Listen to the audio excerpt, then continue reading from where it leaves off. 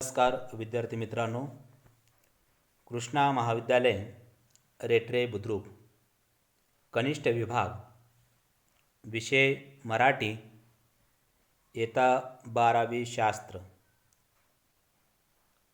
भाग क्रमांक 1 मी श्री हाडवे पी.जी. आपल्या या आजच्या ऑनलाईन तासिकेमध्ये तुम्हा सर्व विद्यार्थ्यांचं स्वागत. विद्यार्थ्यांनो, आज आपण आपल्या मराठी पाठ्यपुस्तकातील कविता क्रमांक 7 विंचू चावला हे भारूड संत एकनाथ महाराज यांनी रचलेला आहे. संत एकनाथ महाराजांचा आपण परिचय करून घेऊया. संत एकनाथ महाराजांचं गाव औरंगाबाद च्या जवळ असलेलं पैठण हे गाव आहे. त्यांचा जन्म 1533 मध्ये झालेला आहे. तर समाधी निर्वाण इसवी सन 1599 मध्ये फाल्गुन वद्य 6 कृष्ण कमल तीर्थात जाऊन आत्मा ब्रह्मांडात विलीन झालेला आहे. त्यांचे वडील सूर्यनारायण तर आईचं नाव रुक्मिणी आहे. तर पत्नी गिरिजा. पैठणजवळ वैजापूर गावातील एक देवस्थ ब्राह्मण सावकार आहेत. त्या सावकारांची मुलगी म्हणजे संत एकनाथ महाराजांची पत्नी होय. संत एकनाथ महाराज आणि गिरिजा यांना गोदावरी, गंगाबाई या 2 मुली आणि हरिपंडित नावाचा मुलगा असे एकूण 3 अपत्ये झालेली आहेत. नातू संत एकनाथ महाराजांचा नातू कवी मुक्तेश्वर. हे मुक्तेश्वर त्यांची मोठी मुलगी गोदावरी जी आहे तिचा मुलगा होय. तर दुसरी मुलगी गंगाबाई हिला कर्नाटकातील डंबळ नावाचं गाव आहे. या डंबळ असणाऱ्या गावामध्ये बाळकृष्ण चंद्रकेत यांच्याशी त्यांचा विवाह केलेला आहे.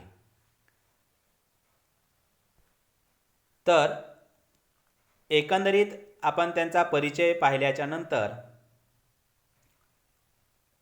एक साहित्यिक म्हणून आपण त्यांचं ओळख करून घेणं गरजेचे आहे. तर संत एकनाथ महाराज हे श्रेष्ठ संत कवी म्हणून प्रसिद्ध आहेत. वारकरी संप्रदायातील महत्त्वाचे संत होय. काव्यरचनेतून लोकशिक्षणाचे असे महान कार्य संत एकनाथ महाराजांनी केलेले आहे. एकनाथ महाराजांनी भारूड हा लोकप्रिय असणारा जो काव्यबंध आहे, हा काव्यबंध समाजामध्ये सर्वसामान्यांच्या मनामध्ये त्यांनी रूढ केलेला आहे. आणि अशा भारूडातूनच सर्वसामान्य जनतेला सोंगाच्या माध्यमातून, डोंबारीच्या माध्यमातून, वासुदेवाच्या माध्यमातून, आंधळा असेल, पांगळा, बहिरा, मुका अशा अनेक विध असणाऱ्या भारूडातून संत नाथांनी जनतेला पारमार्थिक नीतीची शिकवण दिलेली आहे. आणि ही जी भारूड आहे विंचू चावला. ही भारुडाची जी परंपरा आहे, ही परंपरा संत ज्ञानेश्वरापासून सुरुवात झालेली आहे. नंतर नामदेव महाराज अशा अनेक संतांपासून ही भारुडाची असलेली परंपरा एकनाथ महाराजांनी मात्र या भारुडाच्या माध्यमातून अज्ञान असणाऱ्या जनतेला नैतिकतेची शिकवण देण्याचं असं महत्त्वपूर्ण असणारं काम संत एकनाथ महाराजांनी केलेलं आहे. अशा एकनाथ महाराजांचे ग्रंथ साहित्य पुढीलप्रमाणे: नंबर 1, चतुश्लोकी भागवत. 2, रुक्मिणी स्वयंवर हे आख्यानपर काव्य एकनाथ महाराजांनी रचलेलं आहे. ज्ञानेश्वरी ग्रंथाचे शुद्धीकरण संत एकनाथ महाराजांनी केलेलं आहे. कारण जेव्हा एकनाथ महाराजांनी ज्ञानेश्वरी ग्रंथाचे जेवढे काही लेखक आहेत, संपादक जे आहेत, त्या संपूर्ण ज्ञानेश्वरींचा अभ्यास अतिशय सूक्ष्म रीतीने केलेला आहे. आणि मग ज्ञानेश्वरीचा अभ्यास हे सूक्ष्म रीतीने केल्याच्या नंतर संत एकनाथ महाराजांच्या लक्षात आलेलं आहे की प्रत्येक संपादकानं, लेखकानं आपली स्वतःची मते ज्ञानेश्वरीमध्ये घुसमडलेली आहेत. आणि ही बाब लक्षात आल्याच्या नंतर त्यांना असं वाटलं की अरे, ही पूर्वीची जी काही ज्ञानेश्वरी आहे, ही ज्ञानेश्वरी ही अशा प्रकारची नाही आहे. आणि म्हणूनच संत एकनाथ महाराजांनी हे ज्ञानेश्वरी असणारा जो ग्रंथ आहे, त्या ग्रंथाचं शुद्धीकरण करण्याचं काम हाती घेतलं. आणि आज आपण जे आपल्या सर्वांच्या हातामध्ये, घरामध्ये जे ज्ञानेश्वरी ग्रंथ आहे, हा ज्ञानेश्वरी ग्रंथ शुद्धीकरण हे केलेलं आहे. आणि शुद्धीकरण केलेला जो ज्ञानेश्वरी हा ग्रंथ आहे, तोच आपण आज आत्मसात करतोय, त्याचेच आपण आज पारायण करतो. त्यांचा 4था ग्रंथ आहे भावार्थ रामायण. विद्यार्थ्यांनो, वारकरी संप्रदायामध्ये रामायणाला फार अतिशय महत्त्व आहे. कारण गावोगाव, प्रत्येक गावामध्ये हे रामायण लावलं जातं. आणि असे या रामायणाचे एकूण 8 कांड आहेत. आणि अशा 8 कांडांचं रचना संत एकनाथ महाराजांनी केलेली आहे. पुढचा ग्रंथ आहे हस्तमालक टीका. 6वा ग्रंथ आहे शुकाष्टक. आपण खाली छायाचित्रामध्ये पाहतोय की जागे अभावी आपल्याला या ठिकाणी सर्वच ग्रंथाचं जे छायाचित्र आहे हे आपल्याला देता आलेलं नाही. उदाहरण दाखल म्हणून मी तुम्हाला खाली रुक्मिणी स्वयंवर आख्यानपर असलेलं जे काव्य आहे ते 1 नंबर छायाचित्रामध्ये आपण पाहतोय. 4 नंबरचा जो भावार्थ रामायण आहे हे आपण 2 नंबरच्या छायाचित्रामध्ये पाहतोय.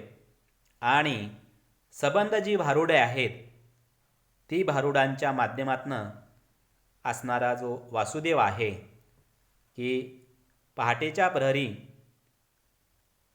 गल्ली चाळीमध्ये वासुदेव आला, हो वासुदेव आला, अशा पद्धतीनं आपलं भजन तो गात गात तो सर्वत्र फिरत असतो. अशा प्रकारे त्यांचे हे एकंदरीत असणारे ग्रंथ साहित्य होय. पुढे संत एकनाथ महाराजांची वंशावळ आपण पाहूया. कारण का विद्यार्थ्यांनो, ही गोष्ट आपण अभ्यासली पाहिजे, पाहिली पाहिजे. कारण संत एकनाथ महाराज हे कसे थोर होते, महान होते नव्हे, तर बालपणापासूनच कसे चतुर होते, हुशार होते, याचा आपल्याला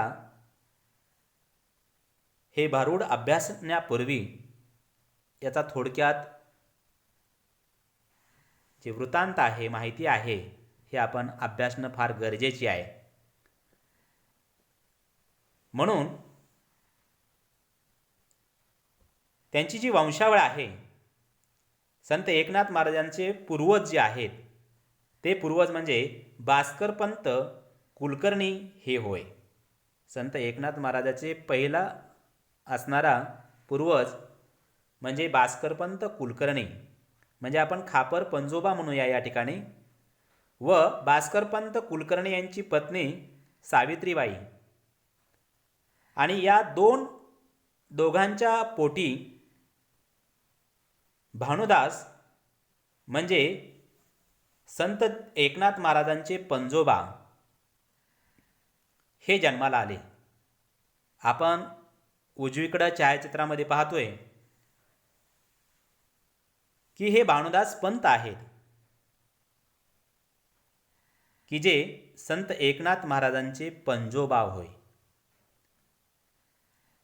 आणि हे भानुदास पंत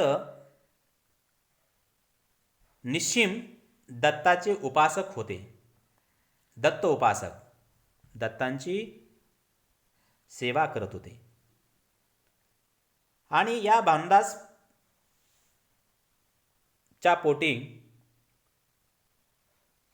त्यांचा मुलगा चक्रपाणी हा जन्माला आलेला.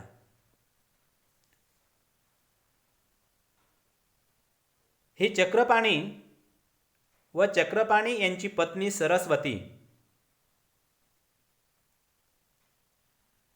हे संत एकनाथ महाराजांचे आजोबा व आजी होय. तर चक्रपाणी व सरस्वती यांच्या पोटी जन्माला आला तो म्हणजे सूर्यनारायण. सूर्यनारायण हे म्हणजे संत एकनाथ महाराजांचे वडील होय. आणि संत एकनाथ महाराजांच्या आईचं नाव रुक्मिणी. आणि मग सूर्यनारायण व रुक्मिणी यांच्या पोटी जन्माला आला तो म्हणजे संत एकनाथ महाराज. एकनाथ महाराजांची पत्नी गिरिजा व संत एकनाथ महाराज यांच्या पोटी जन्माला आला तो म्हणजे हरिपंडित नावाचा मुलगा. आणि तशाच दोन असणाऱ्या मुली गोदावरी आणि गंगाबाई. विद्यार्थ्यांनो, अशा प्रकारे संत एकनाथ महाराजांचे जे काही पूर्वज आहेत ते पूर्वज याचा आपण थोडक्यात परामर्श घेतलेला आहे. तर याचा तुम्ही बारकाईनं अभ्यास करणं फार गरजेचं आहे. आणि म्हणूनच मी या ठिकाणी जरा थोडं कवितेच्या बाजूला जाऊन आपल्यालाही माहिती असणं आवश्यक आहे म्हणून हा देण्याचा मी अट्टाहास केलेला आहे. तर पुढे संत एकनाथ महाराजांची जी गुरु परंपरा आहे, कारण का जो जीव जन्माला आलेला आहे त्याला गुरुशिवाय पर्याय नाही.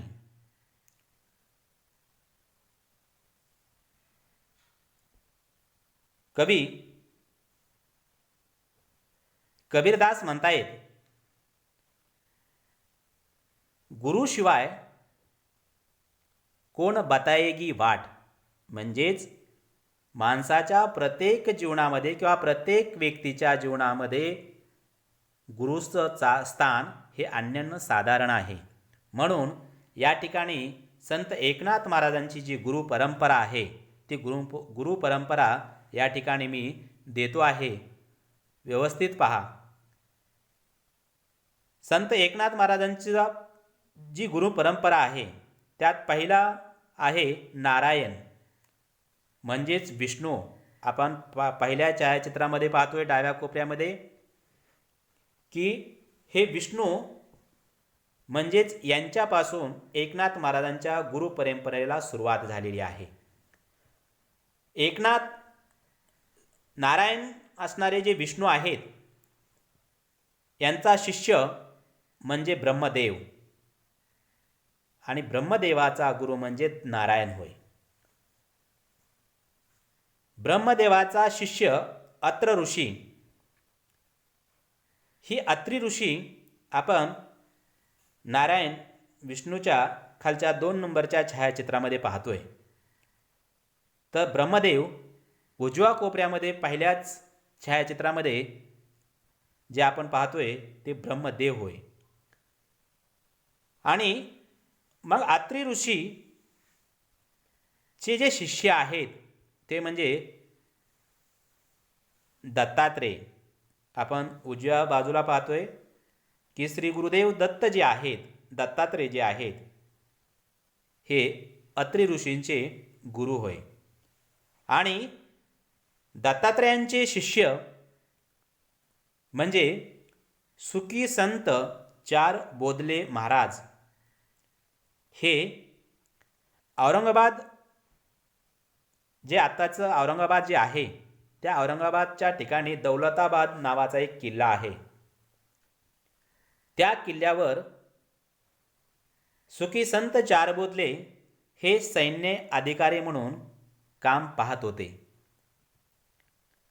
आणि हे सैन्य अधिकारी म्हणून काम पाहत असतानाच त्याच ठिकाणी त्यांचे शिष्य जनार्दन स्वामी हे मूळचे चाळीसगाव येथील रहिवासी होते. जनार्दन स्वामीचं आडनाव देशपांडे होते आणि ते दत्त उपासक होते. त्यांना रमा नावाची आणि सावित्री नावाची अशा 2 पत्न्या जनार्दन स्वामींना होत्या. संसार करून परमार्थ कशा पद्धतीनं साधायचा आहे या गुरूंकडून आपण आदर्श घेणं गरजेचं आहे. आणि मग जनार्दन स्वामींनी दौलताबाद किल्ल्यावर असणारे जे सैन्य अधिकारी जी म्हणून संत चार बोधले महाराज आहेत यांच्याकडे आले आणि शिष्यत्व पत्करलं. विद्यार्थ्यांनो, आणि मग त्यानंतर संत एकनाथ महाराज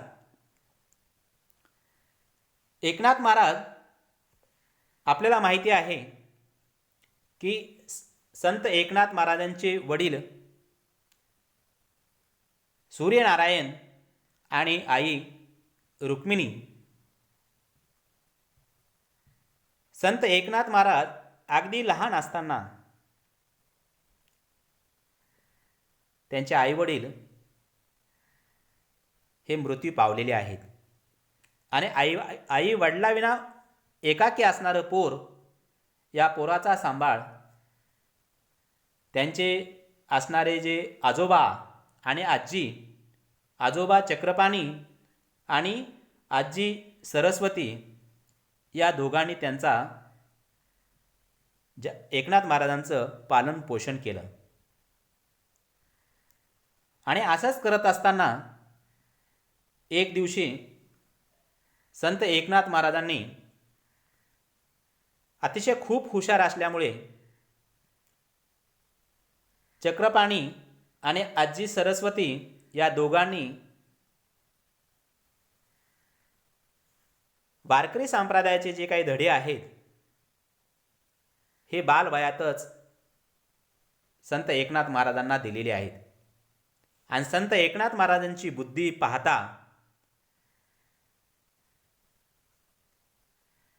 आजोबा चक्रपाणी यांनी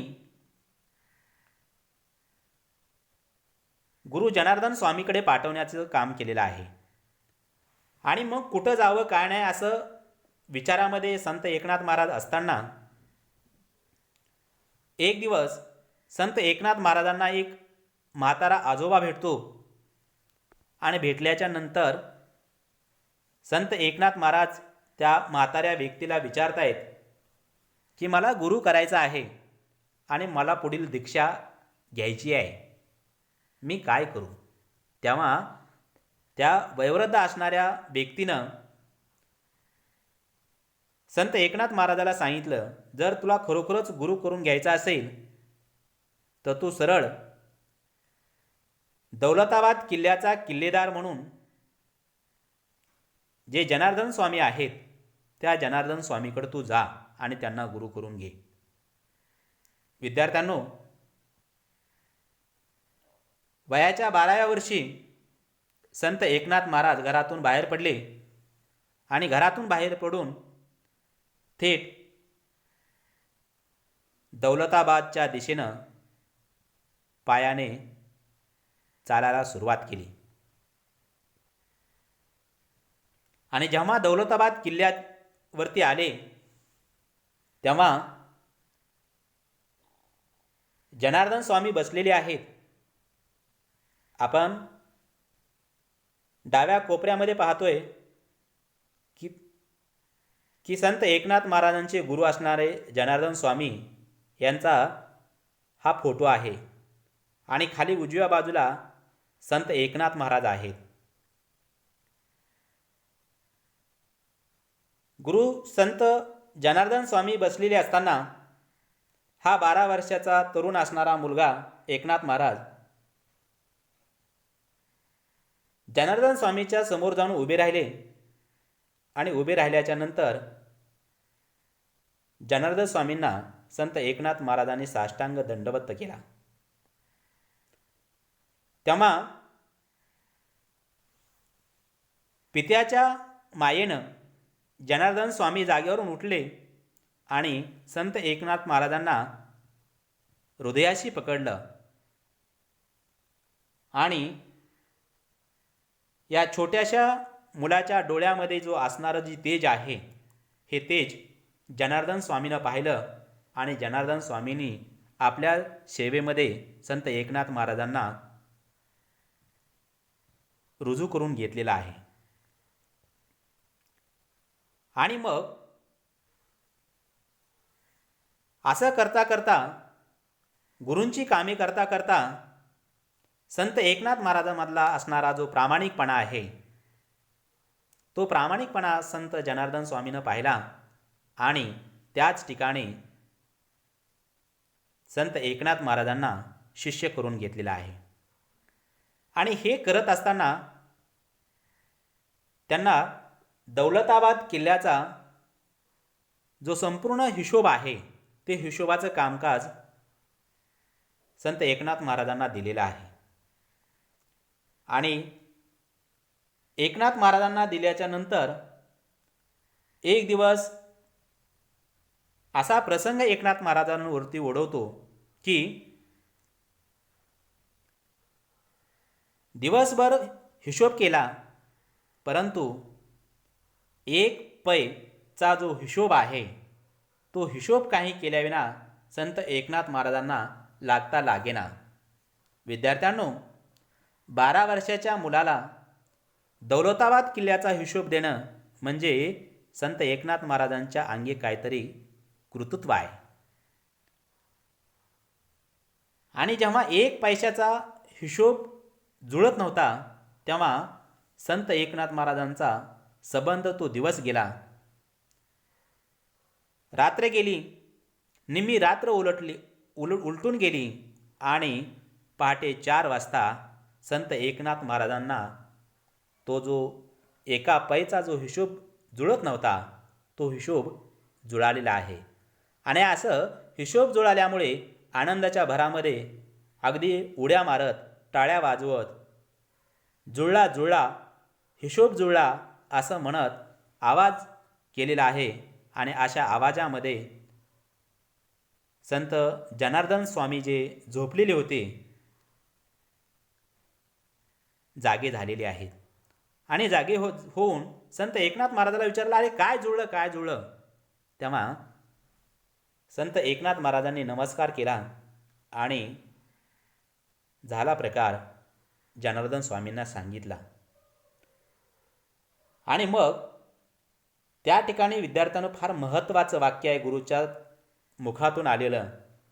तेव्हा जनार्दन स्वामी यांनी सांगितलेलं आहे की ज्याचे गणित एवढं चांगलं आहे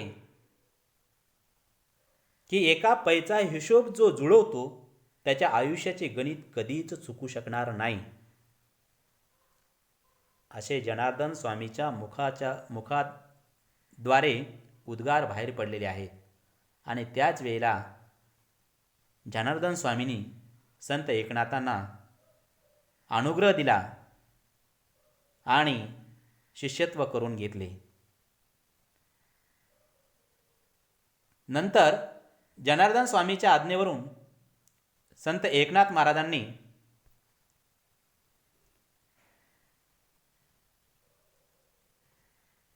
देवगिरीचा जो असणारा जो किल्ला आहे, आपण छायाचित्रामध्ये पाहतोय,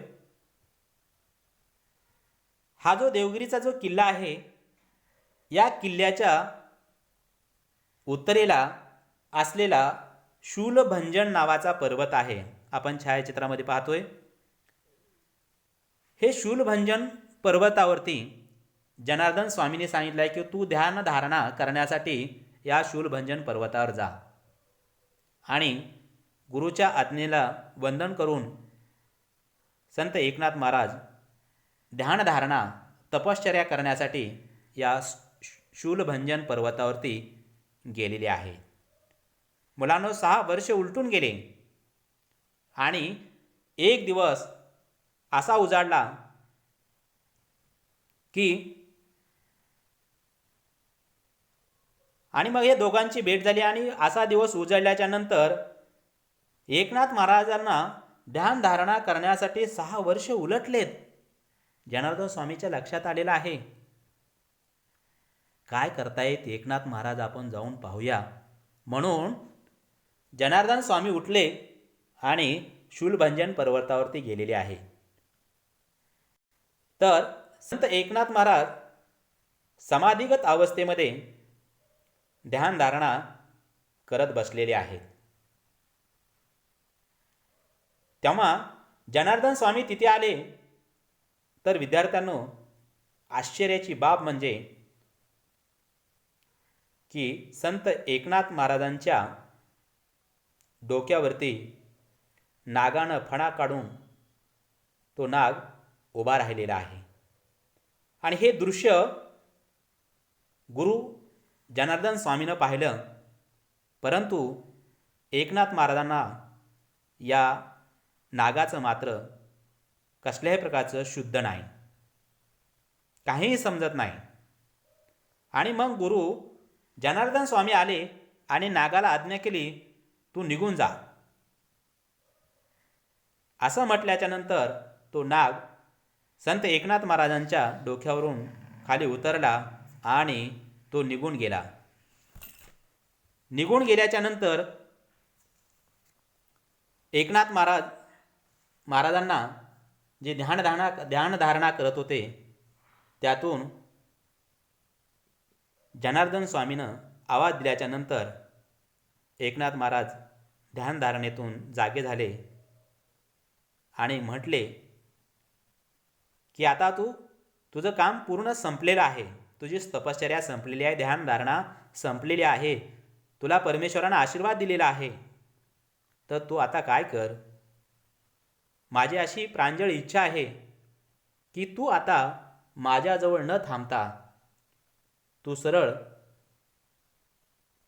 आपल्या गावी पैठणला जा आणि पैठणला गेल्याच्या नंतर तू तिथं समाजाचा उद्धार, सर्वसामान्य लोकांचा उद्धार कर. म्हणून विद्यार्थ्यांनो, स्वतः संत जनार्दन स्वामी म्हणजे दत्त उपासक आणि अशा दत्ताच्या रूपामध्ये आलेले जनार्दन स्वामी यांनी संत एकनाथ महाराजांच्या डोक्यावरती हात ठेवला, आशीर्वाद दिला आणि आशीर्वाद देऊन अशा पद्धतीनं गावाकडे जाण्याची त्यांना सुचवलं गेलं. त्यांच्या आज्ञेनुसार जनार्दन स्वामी यांची आज्ञा पालन केली आणि संत एकनाथ महाराज गावाकडे आले. आल्याच्या नंतर संत एकनाथ महाराजांचे आजी आणि आजोबा चक्रपाणी आणि सरस्वती यांना खूप आनंद झालेला आहे. आणि आनंद झालेला असतानाच तो दिवस होता षष्ठीचा. आणि हाच षष्ठी त्या दिवशी असताना तो उत्साह साजरा करण्यात आला. मुलांनो, आजही पैठण येथे नाथषष्ठी उत्सव साजरा केला जातो. आणि नाथषष्ठी उत्सव करण्याच्या पाठीमागचे 6 कारणे आहेत. त्यातलं एक, जनार्दन स्वामीचा म्हणजेच एकनाथ महाराजांच्या गुरूंचा जन्म होय, तो याच दिवशी झालेला आहे. 2, संत एकनाथ महाराज यांना दौलताबाद किल्ल्यावर जे जनार्दन स्वामीचं दर्शन झालं, तो दिवस म्हणजेच षष्ठीचा होता. दत्त महाराजांचा एकनाथ महाराजांना झालेला जो साक्षात्कार आहे, आपण पाठीमागं फोटोमध्ये पाहिलेला आहे, तोही षष्ठीच्या दिवशी झालेला आहे. आणि एकनाथ महाराजांचे गुरु जनार्दन स्वामी यांचं मृत्यू षष्ठीच्या दिवशी झालेला आहे. आणि श्रीखंड्याच्या रूपात स्वतः देवानं श्रीकृष्णाने संत एकनाथ महाराजांच्या घरी येऊन पाणी भरलेलं आहे. आणि तोही षष्ठीच्या दिवशी. आणि पुढे संत एकनाथ महाराज कृष्ण रूप जी होऊन गेलेले आहेत, तोही दिवस षष्ठीचा होता. आणि ज्या दिवशी जनार्दन स्वामीचा जन्म झाला, ज्या दिवशी जनार्दन स्वामीचं दर्शन झालं, एकनाथ महाराजांना ज्या दिवशी साक्षात्कार झाला, जनार्दन स्वामीचं ज्या दिवशी निधन झालं, आणि श्रीकृष्णानं ज्या दिवशी एकनाथ महाराजांच्या घरी पाणी भरलं, तो दिवस म्हणजे षष्ठीचा होता. आणि एकनाथ महाराजांनी सुद्धा सांगितलं की मी सुद्धा षष्ठीच्या दिवशी समाधी घेणार आहे, आणि तोही दिवस समाधीचा षष्ठीचा होता. म्हणून विद्यार्थ्यांनो, असे 6 कारणे हे नाथषष्ठी उत्सव साजरा करण्याच्या पाठीमागील आहेत. पुढे आताची जी पैठण आहे, या पैठण येथे जे एकनाथ महाराजांचं जे मंदिर आहे, ते मंदिर आपण पहिल्या छायाचित्रामध्ये पाहतोय. आणि एकनाथ महाराजांची जी समाधी स्थळ आहे, हे आपण दुसऱ्या छायाचित्रामध्ये पाहतोय. हे दोन्ही ठिकाण पैठण येथील आहेत. एवढंच नव्हे तर मी आत्ताच तुम्हाला सांगितलेलं आहे की संत एकनाथ महाराजांच्या घरी श्रीकृष्ण स्वतः श्रीखंड्याच्या रूपामध्ये येऊन पाणी भरत असताना आपण दुसऱ्या छायाचित्रामध्ये पाहतोय. तर तिसऱ्या छायाचित्रामध्ये स्वतः श्रीकृष्णमय झालेले एकनाथ महाराज आपण तिसऱ्या छायाचित्रामध्ये पाहतोय. एवढंच नाही विद्यार्थ्यांनो, की एकनाथ महाराज दररोज स्नान करण्यासाठी पैठणच्या जवळून वाहणारी पवित्र असणारी गोदावरी नदी आहे, या नदीच्या तीरावर जायचे, स्नान करायचे. तेव्हा एक दिवस असा उजाडला की एक हरिजनाची छोटीशी असणारं मूल, वरून सूर्य आग ओकतोय, आणि अशा प्रखर उष्णतेमध्ये वाळूवरती हे छोटंसं मूल पायामध्ये चप्पल न घालता अनवाणी पायानं फिरू लागलेलं आहे.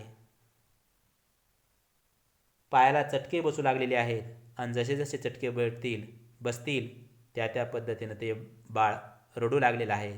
तेव्हा एकनाथ महाराजांचं लक्ष गेलं, आणि या हरिजनाच्या महाराच्या छोट्याशा बाळाला कडेवरती उचलून घेतलं आणि त्यांच्या आईवडिलाकडे स्वाधीन केलं. विद्यार्थ्यांनो, काशीवरून आणलेलं जे काही पाणी आहे, ते पाणी पूजेसाठी आणलेलं असताना वाटेमध्ये येत असताना गाढव जे आहे हे तहानेनं व्याकुळ होऊन रस्त्यामध्ये जमिनीवरती कोसळलेलं आहे. हेच दृश्य एकनाथ महाराजांनी पाहिलं आणि पूजेसाठी आणलेलं पाणी हे गाढवाला पाजवलं. असे संत एकनाथ महाराज मानवतेचा पुरस्कार करणारे नव्हे तर शांतिदूत असे असणारे सर्वप्रिय महात्मा होते. एवढंच नव्हे तर गोदावरीचं स्नान करून जेव्हा घरी देवपूजेसाठी पाणी आणायचे तेव्हा रस्त्यामध्ये एक पान खाणारा मुद्दाम होऊन संत एकनाथ महाराजांना त्रास देणारा तो पान खायचा आणि संत एकनाथ महाराजाच्या अंगावरती थुंकायचा. मुलांनो, असं 108 वेळा पान खाऊन संत एकनाथ महाराजांच्या अंगावरती थुंकलेलं आहे. पान खाऊन थुंकलं की संत एकनाथ महाराज काही एक न बोलता निमूट परत गोदावरी काठी जायचे, स्नान करायचे, परत यायचे. असे 108 वेळा अंगावर थुंकलं. तेव्हा एकनाथ महाराजांना प्रश्न विचारला की मी 108 वेळा थुंकलो तरी तुम्ही काही प्रतिक्रिया देत नाही. तेव्हा एकनाथ महाराज म्हटले आहेत की तुझ्यामुळं मला 108 वेळा एका दिवसामध्ये नव्हे तर एका तासामध्ये मला 108 वेळा गोदावरीचं स्नान करायचं भाग्य मला तुझ्यामुळं मिळालं. तू महान आहेस. अशा पद्धतीनं असे शांतिदूत असणारे एकनाथ महाराज म्हणून आपण त्यांच्याकडे पाहू शकतो. विद्यार्थ्यांनो, विंचू चावला या भारुडामध्ये जे आलेले जे शब्द आहेत ते शब्द मी तुम्हाला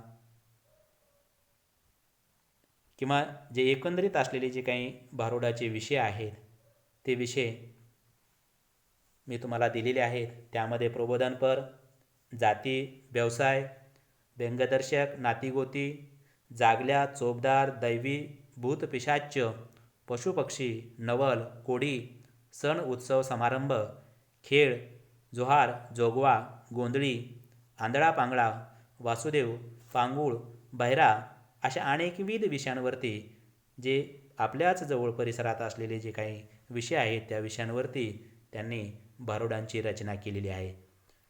पुढे विंचू चावला या भारुडामध्ये जे काही शब्दार्थ जे आहेत, ज्या टिपा आहेत, ती टिपा मी तुमच्या पुढं ठेवलेल्या आहेत. तुम्ही त्याचं ती अवलोकन करा, बारकाईनं वाचा आणि त्याचा अर्थ समजून घ्या. अशा पद्धतीनं पुढे या भारुडामध्ये आलेले जे रूपके आहेत हे फार महत्त्वाचे आहेत. हे समजलं तरच भारूड समजणार आहे. यामध्ये पहिलं माणसांच्या अंगी एकूण 3 गुण असतात. कोणत्या गुणाचा मनुष्य आहे ते आपल्याला त्या व्यक्तीवरून ओळखायला मिळू शकतो. त्यामध्ये नंबर 1 आहे सत्वगुणी.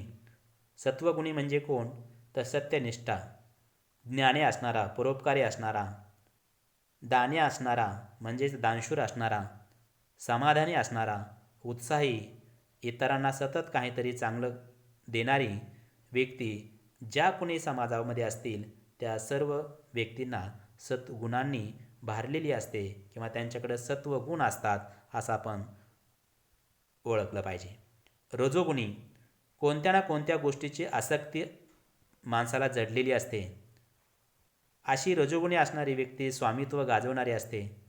धनाची आवड असणारी, लोभ, शृंगार यात रस घेणारी, अशी विलासी असलेली ही व्यक्ती रजोगुणी असते. तर तमोगुणी, तम म्हणजे अंधार. हा अंधार म्हणजे जीवनामध्ये अज्ञानी, आळशी, सुस्ती, कपट, मत्सरी वृत्ती अशी जी दुर्गुण व्यक्तीच्या अंगी आपल्याला पाहायला मिळतात त्या व्यक्तीच्या अंगी तमोगुण आहे असं म्हणायला काही हरकत नाही आहे. विद्यार्थ्यांनो, माणसाच्या जे अंगी जे आपण आता पाहिलेले जे गुण आहेत ते गुण माणसाच्या अंगी कशामुळे तयार होतात तर आपण जे जेवण करतो, आहार घेतो त्या आहारानुसार आपले हे पाठीमागलचे जे 3 गुण आहेत, सत्वगुण, रजोगुण आणि तमोगुण, आपण छायाचित्रामध्ये दाखवण्याचा प्रयत्न केला आहे की जो सत्वगुणी असतो तो पहिल्या छायाचित्रामध्ये पाहतोय की त्याचा आहार हा शुद्ध सात्विक असतो. तर रजोगुणी जे आहे त्याचा आहार म्हणजे अशा पद्धतीनं मांसाहार आहे, अंडी किंवा जे असणारे जे पदार्थ आहेत ते अशा पद्धतीनं जो भक्षण करतो तो रजोगुणी होतो. आणि तामस गुणी म्हणजे काय, तर आपण तिसऱ्या छायाचित्रामध्ये पाहतोय की मांसाहार करणे, वेगवेगळ्या पद्धतीचं म्हणजे अशा पद्धतीनं खाणे, असं जो कोणी भक्षण करतो तो तामसी वृत्तीचा बनतो, त्याला तामस गुण म्हणतात.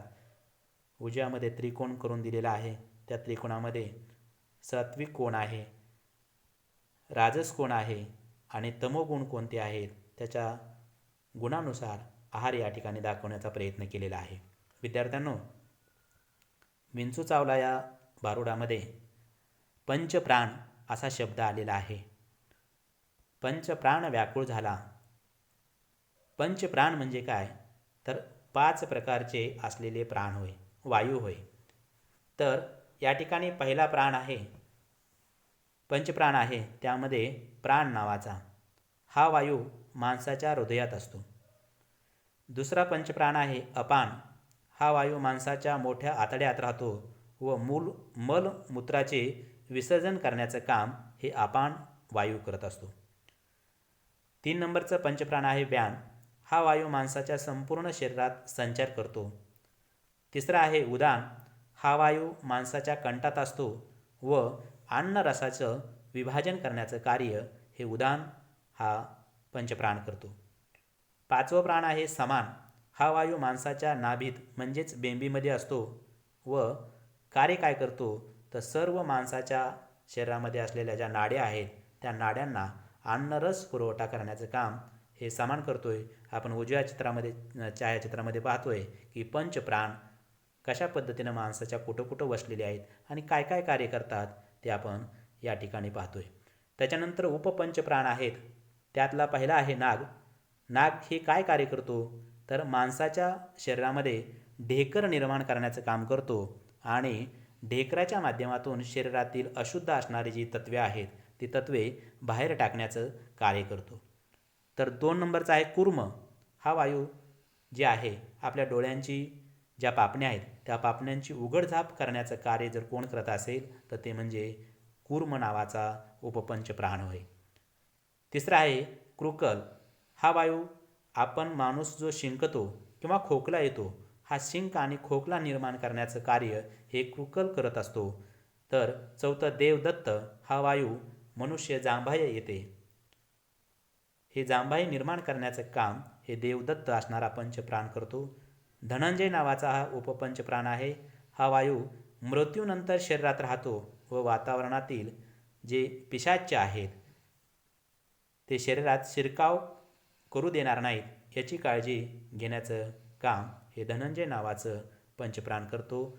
अशा प्रकारे विद्यार्थ्यांनो, विंचू चावला हे संत एकनाथ महाराजांचं जी भारुड आहे त्या अनुषंगानं आपण संत एकनाथ महाराजांचा परिचय, पूर्ण एकंदरीत गुरुपरंपरा, वंशपरंपरा आणि एकंदरीत असलेली जी संपूर्ण माहिती आहे ती माहिती आपण पाहिलेली आहे.